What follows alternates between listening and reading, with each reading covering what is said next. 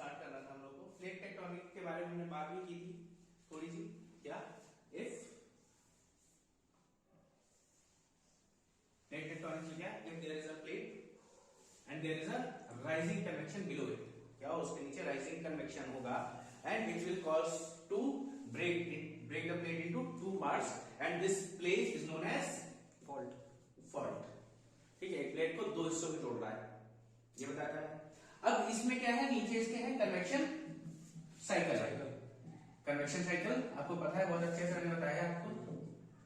And this convection cycle leads to movement in the plate and this movement known as divergent movement when the two plates are moving from each other and the place where the convection rises is known as rising convection place। यहाँ पे क्या है, इसको हम लोग क्या बोल सकते हैं, राइजिंग कन्वेक्शन भी बोल सकते हैं। ठीक, ये बात समझ में आ गई थी, हम लोग राइजिंग कन्वेक्शन कर लिया था। Then we have discussed that if the two plates, suppose that this place is moving this way and this plate is moving this way, ऐसा हो सकता है ना, दो प्लेट्स अलग अलग डायरेक्शन जा रही है। सिमिलरली दूसरी साइड से भी कोई दूसरी प्लेट आ रही है, ये पॉसिबिलिटी है ना, इधर से भी ऐसा हो सकता है। अब क्या हो रहा होगा, ये दोनों प्लेट्स जब पास में आ रही है तो क्या होगा, इनमें ग्रेजुअली क्या करते हैं, स्टेनोस्फीयर की तरफ जाके मेल्ट हो जाते हैं। ठीक है, मेल्ट हो जाते हैं, this is asthenosphere and here we called it as sinking convection। इसको हमने क्या नाम दिया है, sinking convection। and when the two plates are coming together this place is known as sinking convection or converging movement। ठीक है, and when the two plates are moving away is known as divergent movement। ठीक है, अब तो आपकी क्या है, divergent movement, convergent movement, आप किसी भी डायरेक्शन से देखो दो प्लेट्स को, अगर दो प्लेट्स सपोज ऐसे रखी हुई हैं, आप अगर ऊपर से देख रहे होगे तो भी आपको ऐसे दिखाई दे रही होंगी, साइड से देखोगे तो भी ये सेम चीज दिखाई देगी ना, कोई दिक्कत नहीं। So we have discussed about divergent and converging movement and further we decided that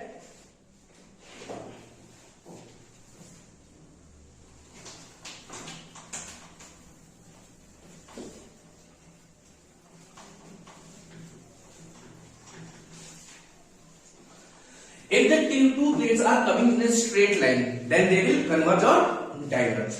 Then suppose that they are lighter enough to float over the convection, then what will they act like, they will move this way and this way। क्या होंगे, दोनों एक दूसरे के parallel जाएंगे, they will move parallelly to each other।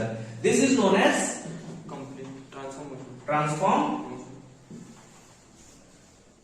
movement of plates and this can be in opposite direction and can be in relative opposite direction, that means two plates are moving in same direction but there is a difference in speed। क्या हो सकता है, उनके बीच में speed का difference हो सकता है, as you have read in train chapter और speed time distance आपने चैप्टर जब भी कभी पढ़ा होगा, then there you have been taught that two trains are moving in the same direction but with a different speeds।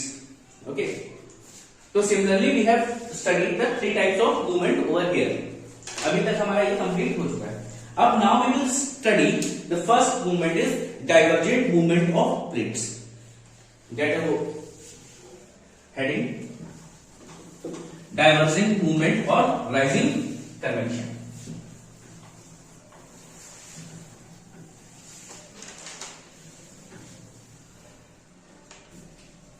ठीक है, and the all will be study about the movement on the basis of margins of continents। हम continents के margin के basis पे ही पूरी की पूरी theory ये पढ़ते हैं।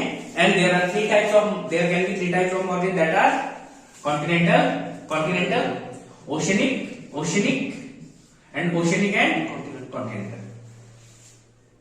in every movement, divergent, convergent and transform, we will study three types of margins। got it? now we have completed till here। now the heading is rising convection और diverging movement, rising, convection और diverging movement.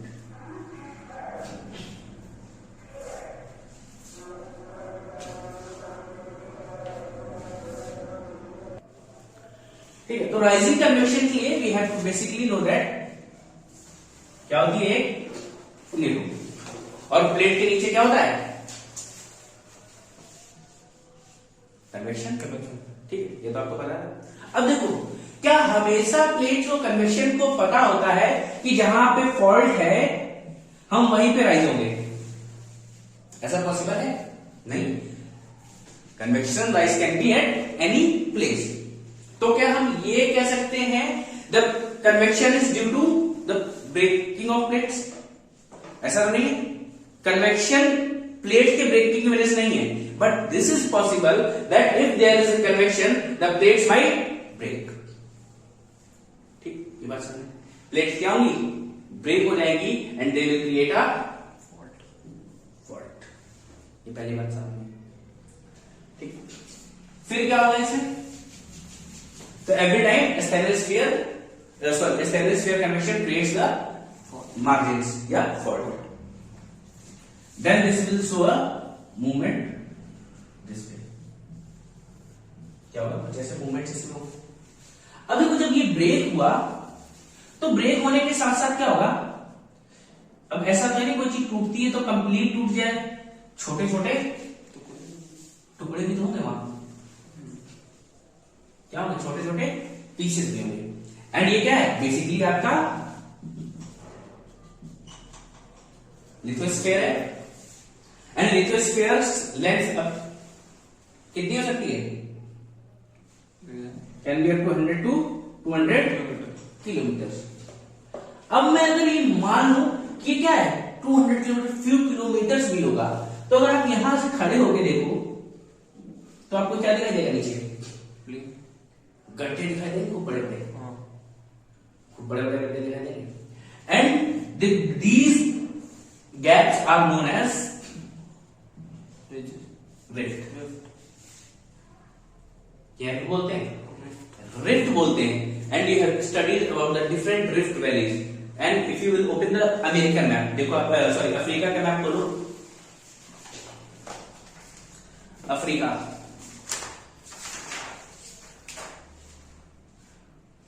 World map में Africa को continent करेंगे।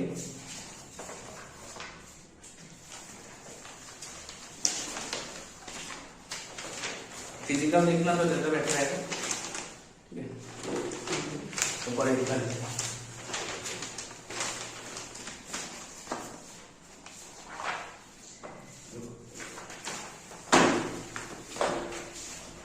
एक बार फिर से देख तो लोग नीचे।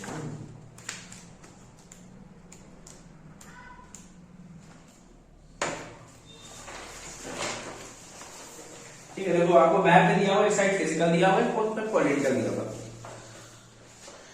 ठीक है, पॉलिटिकल में जब आप ईस्टर्न साइड देखेंगे, देखो look at the eastern side, sorry physical में ईस्टर्न साइड देखो।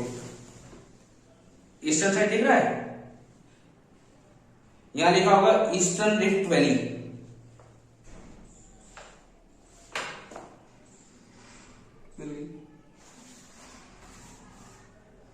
को दिखा? ये तो ठीक है, ये क्या है? रिफ्ट वैली दिख रही है। ये क्या है? अगर आप ये पूरा का पूरा देख लो अफ्रीका में, ये क्या करोगे? अलोंग द एजेस, ये देखो इस तरीके से जाओगे, ऐसे देखो, ये पूरा, ये पूरी पूरी ग्रेट रिफ्ट वैली है। दिख रही है वैलीज? इंडिया में भी वैलीज बनती है कहां? बिटवीन विंध्या एंड सतपुड़ा बनी है। Between Vindhya and Satpura India के मैप में आप देखेंगे।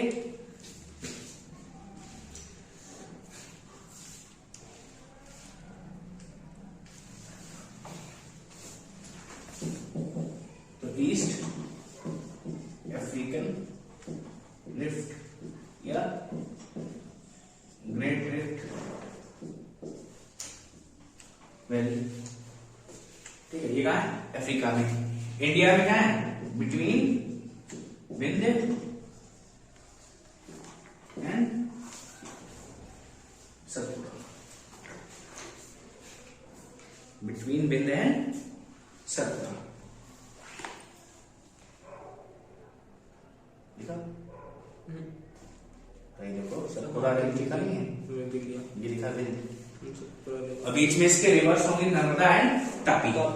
तापी, ठीक है, ये दो नदियां दिख रही हैं, ठीक। अब देखो ये नोट करते जाना, ठीक है, बाद में नोट कर लेना। अभी इधर देखो हो गया, अपने लीजिए।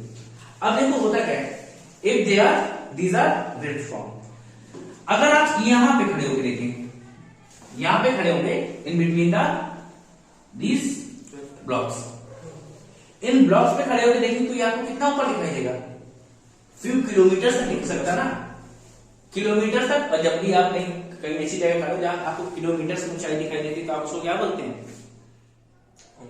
माउंटेन।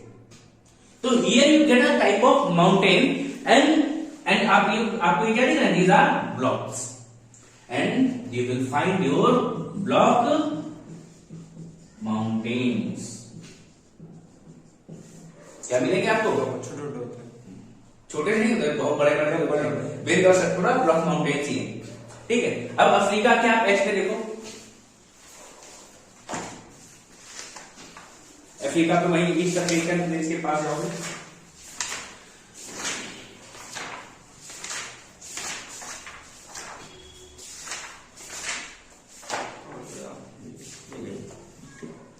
अब यहां पे देखो आपको मिलेगा mount Kilimanjaro, mount Kenya, Mount Elbert, mount Elgon, ठीक है, माउंट लॉन्गनॉट, ये दिख रहे हैं।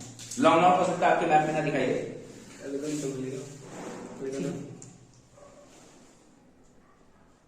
बहुत सारे, ये इधर से पूरी देखोगे ना, ये पूरा इधर से सारे। माउंट केनिया मिला होगा, देखो नहीं, केनिया तो नहीं मिला, ये केनिया, ये केनिया, ठीक है, माउंट एल्गन, ठीक है, माउंट किलिमंजारो, ठीक है, ये माउंट रंगवे, ठीक है, ये दिख रहा है ना ढेर सारे। मुसिंगा माउंटेन्स दिखे, सब लिफ्ट में ही फॉर्म होते हैं, ये सब किस वजह से फॉर्म हो रहा है, these are block mountains, these are the example of block mountains. जैसे ही आप ब्लॉक माउंटेन्स लिखेंगे तो वहां पे आपका क्या करना है, आपको सारे एग्जांपल्स लिख लेने हैं ब्लॉक माउंटेन्स के। ब्लॉक माउंटेन्स में आपको फ्रांस का वॉसेज भी मिल जाएगा, Vosges of France and Black Forest of Africa, Black Forest of Africa भी आपको कहां मिलेगा, ये block mountains, sorry Black Forest आपका जर्मनी में, वॉसेज फ्रांस में, ठीक है। ये बात समझ में आ रही है, इसमें कोई डाउट है? यहां से आपका मैप कट स्टार्ट हो जाता है बेसिकली।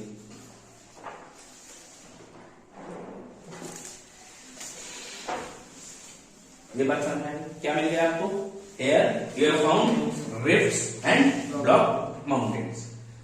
अब ब्लॉक माउंटेन्स, अब देखो ये क्या है, there is a gap between them, क्या है, गैप है, गैप है तो पानी भरेगा, पानी कहां से आ सकता है, रेन से भी आ सकता है और ओशियन से भी आ सकता है।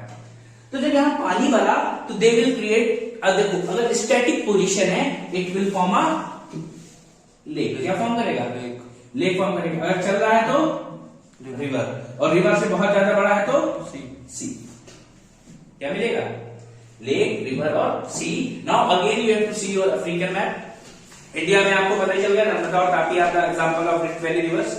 Now you have to move Africa, Lake Victoria, Lake Tanganyika, Lake Koyna, Lake Nyasa, these are the examples of rift valley lakes.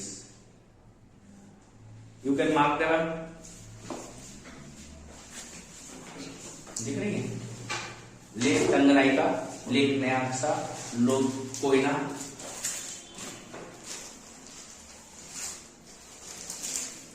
मतलब ढेर सारी लेक, लेक विक्टोरिया आपको दिख रही होगी, ठीक है, और लेक योगा, लेक होगा, लेक अल्बर्ट, अल्बर्ट, एडवर्ड, हाँ। ईवू, तंगानिका, तंगनाइका, ये देखिए, ये भी क्या? हाँ हो सकती है। लेक तुर्काना, लेक तुर्कान, लेक तुर्काना बहुत इंपॉर्टेंट है ये भी, ठीक है। और नीचे आओगे और लेक न्यासा, मुचिंगा माउंटेन्स के जस्ट नीचे, ठीक है। तो ये आपको दिख गए ना, ये ढेर सारी लेक्स में।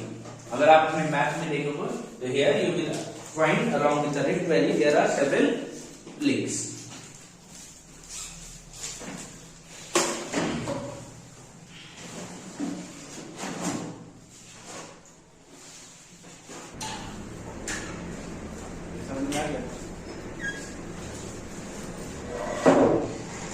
ठीक है।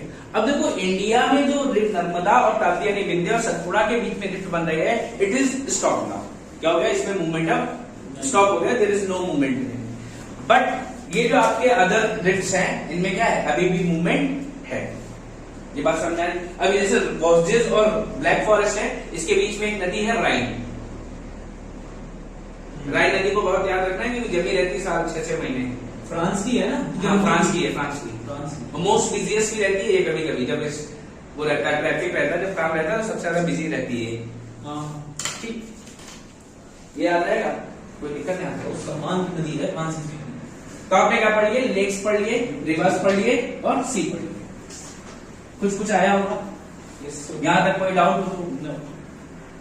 आई am here to take it.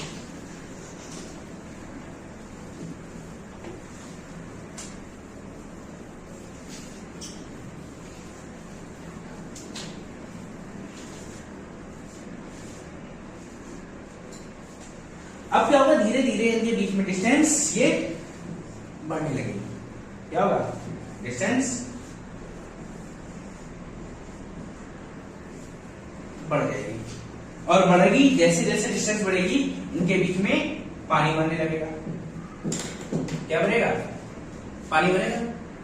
पानी भरेगा, पानी भरेगा तो क्या होगा? They will form a elongated sea. Now you will see Red Sea and Gulf of Aden. Africa में ही देखो, they will form elongated sea. Example में Red Sea and Gulf of Aden. मिला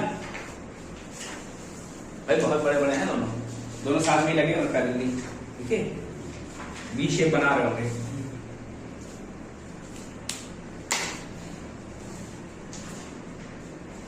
So what we have found? We have found elongated sea that are Red Sea and Gulf of Aden. कोई दिक्कत है?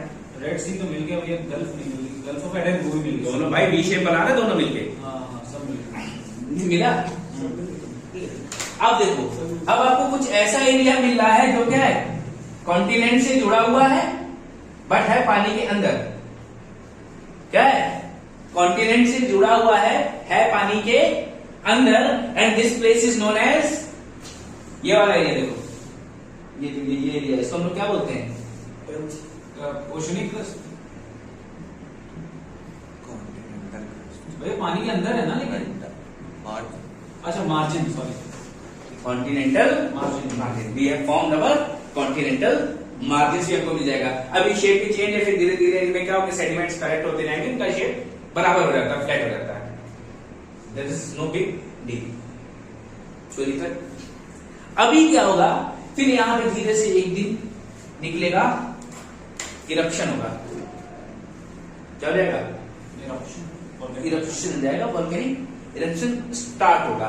That is स्टेनोस्फीयर convection कह सकते हो, या volcanic peaks बन सकती हैं। वोल्केनिक पीक्स बनेगी तो दे विल फॉर्म रिजेस। क्या बनाएंगी? रिजेस बनाएंगी। ये आपको क्या मिल गया? अब रिजेस मिली, या MOR कह सकते हो, mid oceanic ridge. Mid oceanic ridge मिलेगी तो क्या होगा? They will spread on both the sides, फैलेगी। मिड ओशियनिक रिज की बात करें, ये फैलेंगी ना, and now they will form ocean floor. भैया हमने क्या कहा कि पानी के अंदर हुए वॉल्केनिक इरप्शन, वॉल्केनिक इरप्शन या स्टेनोस्फीयर या वॉल्केनिक पीक्स बनती हैं, बनती है ना। तो ये जो मिड ओशियनिक रिज से पूरा लावा आ रहा था बाहर, वॉल्केनिक पीक्स बन सकती है छोटी छोटी, और एमओआर बना हुआ है, it will spread up to 65,000 kilometres, and peaks बन गए तो छोटे छोटे माउंटेन्स बन जाएंगे। अगर उसके ऊपर प्लेन हो गया तो क्या कोई और बन जाएगा, एबिसल प्लेन्स बनेंगे, पता है ना। It is all due to just because of astrosphere convection inside the ocean, and all the formation inside the ocean we known as oceanic floor. अच्छा ठीक है, ठीक है। So then we find our oceanic floor. Now that means we have completed our sea floor spreading theory of Harry Hess. भाई समझ आ रहा है? मैं सुन ही नहीं रहा हूँ। Sea floor spreading theory of, ठीक है। तो देखा आपने क्या, आपका एमओआर बन गया, देन इलोंगेटेड सी बन गए जैसे Red, like Red Sea and Gulf of Aden, and we have found continental markets, and along with the MOR we have found our oceanic floor. Basically जब एमओआर बनता है then we get eruptions in the form of magma, and we get two types of magma, that is asthenosphere magma and another one is lithosphere magma। दो type के magma मिलते हैं आपको, कौन कौन से, लिथोस्फीयर एंड एस्थेनोस्फीयर। अब देखो लिथोस्फीयर मैग्मा पता है कैसे बना है? जब आपने क्या किया था, आपका जो प्लेट टूटा था, एक प्लेट टूटने के बाद छोटे छोटे ब्लॉक्स टूटे, ब्लॉक्स टूटने के बाद they want to stable in their equilibrium, वो अपना इक्विलिब्रियम बनाना चाह रहे थे, तो क्या हुआ था, उनका कुछ पार्ट नीचे एस्थेनोस्फीयर में शिफ्ट हुआ। जब एस्थेनोस्फीयर में शिफ्ट हुआ तो उनका टेम्परेचर वहां ज्यादा था, they are getting energy of radioactive element and earth residual heat, तो मेल्ट होना स्टार्ट हुआ। एंड लिथोस्फीयर क्या होता है, बेसिकली एस्थेनोस्फीयर कहां है, अर्थ के मतलब सरफेस के नीचे है, लिथोस्फीयर ऊपर है, ये तो पक्का ना। तो लाइटर कौन सा होगा, लिथोस्फीयर हल्का होगा। तो जब लिथोस्फीयर में मैग्मा होता है वो कैसा होता है, लाइटर, और एस्थेनोस्फीयर कहां से आता है, below the surface, it is heavier. ये बात समझ में आ गई, ये तो समझ में आ रही ना। अब देखो और क्या, जो आपका एस्थेनोस्फीयर मैग्मा है ये इजीली फ्लो करता है, इट फ्लोज इजीली, और ये क्या होगा, इसमें टाइम लगता है। लिथोस्फेरिक मैग्मा फ्लोज लेटली, ठीक, ये बात समझ में आएगी, इट फ्लोज स्लोली और लेटली, कोई दिक्कत।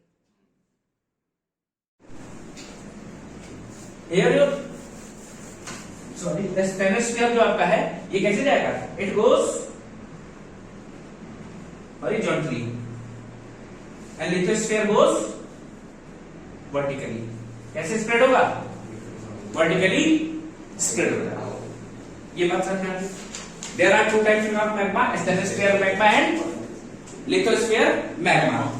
That means it is asthenosphere magma is heavier, lithospheric is lighter, flows easily, that means its viscosity is less। अगर कोई आसानी से फैला तो उसकी विस्कोसिटी क्या होगी, कम या ज्यादा, कम, विस्कोसिटी कम ही होगी, viscosity is basically the force, ठीक है, विस्कोसिटी कम होगी, इसकी विस्कोसिटी ज्यादा होगी, ज्यादा होगी। ये कैसे फैलता है, एस्थेनोस्फीयर मैग्मा हॉरिजॉन्टली फैलता है, एंड तो क्या बनाया है इसने, sea floor, and lithospheric magma goes vertically and it will rise above the sea level and form your mountains, islands and your land। आपने इसी में बताया था एस्थेनोस्फेरिक मैग्मा में कि जो नीचे वाले सब्सटेंसेस रहते हैं, जो नीचे अंदर बनते हैं, वो इसके रीजन से बनते हैं, और जो बाहर वाले फॉर्मेशन से जो हम बाहर देखते वो हैं लाइटर होता है बेसिकली, हाँ, तो वो लिथोस्फेरिक, वो लिथोस्फीयर बना रहे हैं, जो लिथोस्फीयर बना रहे हैं वो लिथोस्फेरिक मैग्मा है। ये बात समझ आ रही है, या लिथोस्फीयर फिर वापस होकर टूटा तो मेल्ट हो गया तो उससे भी लिथोस्फेरिक मैग्मा बनेगा, और लाइटर और थोड़ा सा कंसंट्रेट होगा, जितने हेवियर पार्टिकल्स हैं वो नीचे चले जाएंगे, lighter part will rise again. ये बात समझ में आ रही है, तो आपको क्या क्या मिल गया, मैग्मा मिल गए. There are 2 types of magma, asthenosphere and lithospheric magma. Note them down. Note कर लो इनको.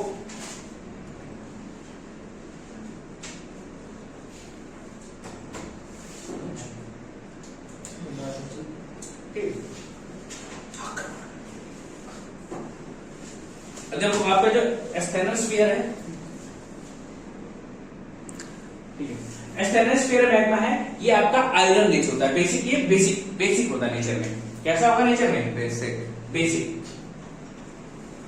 और ये जो आपका लिथोस्फेरिक मैग्मा है, ये होगा एसिडिक इन नेचर. या बेसिकली बोलते हैं इसको silica rich. Silica rich magma कौन सा है? Lithospheric magma. और एस्थेनोस्फेरिक मैग्मा बेसिक है, आयरन रिच है. ठीक है, नोट इट डाउन. ठीक भैया, तो हमने यहां तक कर लिया एस्थेनोस्फीयर एंड लिथोस्फेरिक मैग्मा.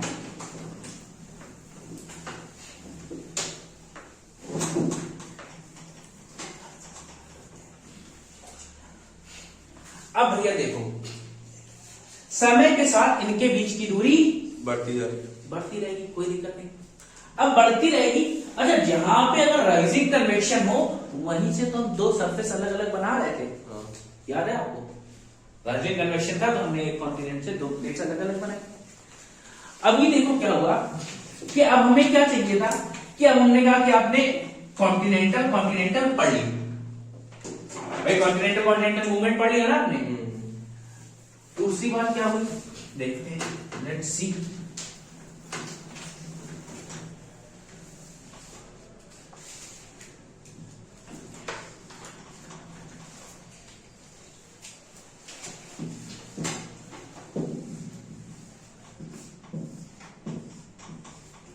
अब आप कुछ ऐसी फॉर्मेशंस बन चुके.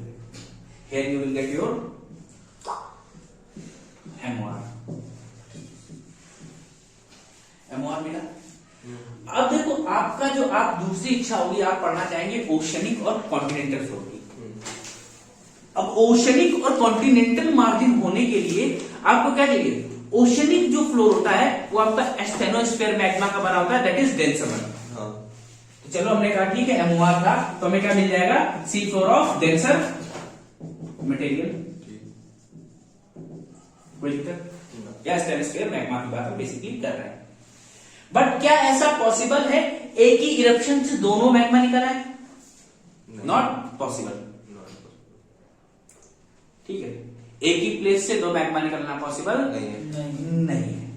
तो that means here we will found only single type of margin. तो आप यहां पे देख रहे हैं, ये क्या है आपका मिड ओशनिक रिज. यहां पे क्या होगा? पानी भरा होगा, तो यहां पे क्या मिल जाएगी? Oceanic crust. यहां पे oceanic crust. On both the sides we will find the oceanic crust. और ध्यान रखना, हम कभी भी पूरी जियोग्राफी में पढ़ोगे, आप ओशनिक और कॉन्टिनेंटल डाइवर्जेंस नहीं पढ़ते हो, बिकॉज ये आपको कहीं मिले ही नहीं पूरे अर्थ पे. कॉन्टिनेंटल भाई हुआ क्या? कॉन्टिनेंट बने, कॉन्टिनेंट टूटा, धीरे धीरे ग्रेजुअली बढ़े, तो एक साइड हमको ओशनिक मिल गया. लेकिन ओशनिक और कॉन्टिनेंटल डाइवर्जेंस हमको नहीं मिला. For that we need one side oceanic margin and one side continental margin. That will be possible only when we get eruption of both the kind, that is lighter magma and heavier magma, and it is not possible with single volcano. ये बात समझ. तो so we never found oceanic and continental divergence, हमें कभी भी नहीं मिलता है. ये बात समझ में आया? ठीक है, तो basically we only study the continental divergence और and oceanic divergence, but we will never study oceanic and continental divergence. हम कभी भी नहीं पढ़ते. अब देखो, ये ओशनिक और ओशनिक डाइवर्जेंस में क्या होगा? ये धीरे धीरे बड़े होते जाएंगे और इतने बड़े हो जाएंगे कि इनमें बन जाएंगे बड़े बड़े मिड ओशनिक रिजेस बनते हैं. जैसे आपने पढ़ा होगा मिड अटलांटिक रिज. देखो भैया, आपके मैप में दिए होंगे, वर्ल्ड मैप खोलो, कंप्लीट वर्ल्ड मैप जहां दिया हुआ है.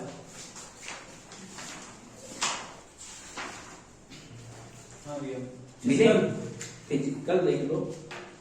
कहाँ पे दिखता है? पानी के बीच में देखो बड़ी बड़ी लाइनें बनी हुई। नॉर्थ अमेरिका, साउथ अमेरिका लिख रहा है। हाँ, दिख रहा है। उसके बगल में पट्टी होगी छोटी सी, देखो बीच में लिखा होगा मिड अटलांटिक रिज। देखा? मिल गया। नीचे देखो, नीचे नीचे क्या लिखे हैं? नीचे का क्या लिखे हैं? Physical south east Indian ridge, बहुत सारी हैं इसे तो। नाजका रिज, चाय बेसिन। ठीक है। अब देखो ये बड़ी बड़ी आपको रिजेस दिख रही है। बेसिकली आप पूरे मैप में देखेंगे। अच्छा आपने वो देखो उस दिन वो पढ़ाया था ना हमने, नेचुरल डिजास्टर, जहां हमने प्लेट टेक्टोनिक पढ़ाई थी। हाँ। वो वाला पेज खोलो। मिल गया। मिला? अब उसमें देखो बड़ी बड़ी लाइंस बनी हुई हैं। ये रिजेस हैं। ये पूरी पूरी रिजेस हैं ये। हाँ, ये दिख रही है आपको? नाम भी पता है यार। हाँ। ये पैसिफिक वाली दिख रही है। पैसिफिक ओशियन, पैसिफिक रिज है, अटलांटिक रिज है, दिख रही है? इंडियन ओशियन के पास भी है, इंडियन ओशियन रिज है ये। इंडियन ओशियन रिज है। तो क्या हुआ, धीरे धीरे इनके बीच में डिस्टेंस बढ़ गया and we get our Atlantic Ocean, Pacific Ocean and Indian Ocean and etcetera. ऐसे बहुत सारी फॉर्मेशन हमको मिली है। बेसिकली ये बात समझ में आ गई है? तो आपको क्या क्या मिल गया अभी? आपको समझ में आ गया? We have started from rift, rift से lakes, sea, rivers, block mountains. Sea floor. Block mountains के बाद गैप बढ़ा तो सी बना, सी बढ़े तो उसमें क्या हुआ, इरप्शन हुआ। तो इरप्शन हुआ तो एमओआर मिला, कॉन्टिनेंटल मार्जिन मिल गए। अब ये और ओशनिक फ्लोर मिल गया एमओआर बनने से। ठीक। अब इनमें क्या हुआ, डिस्टेंस बढ़ता गया तो हमें क्या मिले, सी मिले, that were red Gulf of Aden and Red Sea. अब जब क्या हुआ कि हमें पता चला ये दोनों साइड क्या है, ओशनिक, ओशनिक है, और ओशनिक कॉन्टिनेंटल हम कभी पढ़ते नहीं है। जब हमने ओशनिक और ओशनिक डाइवर्जेंस पढ़ा, then we find only one thing, that they get a long distance away from each other and find a greater body, that is ocean, and which is Atlantic Ocean, Pacific Ocean and India ocean. Indian Ocean. And here we have completed our divergence movement. Tomorrow we will continue with converging movements and transform movements.